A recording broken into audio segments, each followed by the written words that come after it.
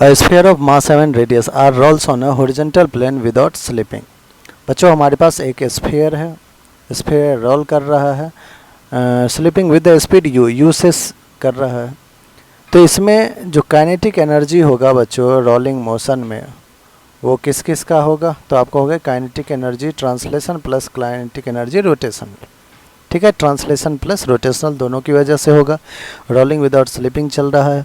Translation में half of m into velocity, velocity u है तो u का स्क्वायर प्लस का rotation half of i into omega square, half of i into omega square, यही formula होता है बच्चों। तो जो काइनेटिक एनर्जी आ रहा है वो आ रहा है half m u square plus का हाफ ऑफ स्फीयर है, स्फीयर का 2/5 m r square, moment of inertia I हो गया।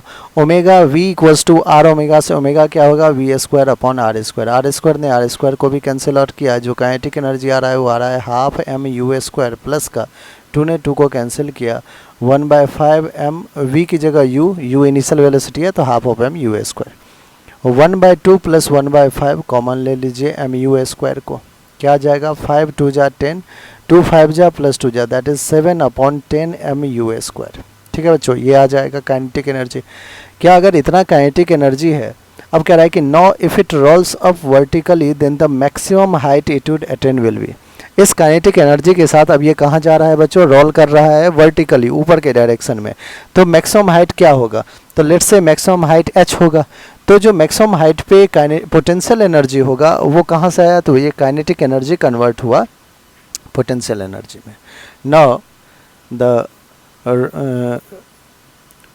kinetic energy, now the kinetic energy of particle या sphere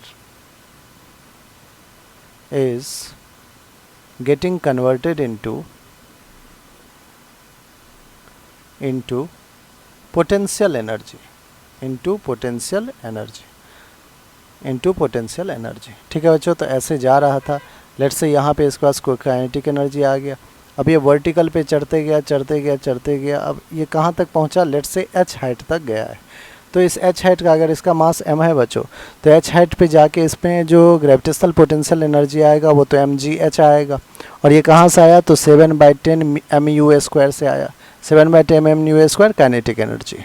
ठीक है, m ने m को कैंसिल किया, 10gh अपॉन सॉरी हमें h की ही वैल्यू चाहिए बच्चों, तो h is equals to 7/10 u square by g, तो h क्या आ जाएगा 7/10 u स्क्वायर बाई जी। एक बार देख लेते हैं, 7/10 u स्क्वायर बाई जी हमारा थर्ड ऑप्शन है, थर्ड ही हमारा बिल्कुल करेक्ट आंसर है। वो बच्चों हर एक स्टेप आपको अच्छे समझ में आ गया हो।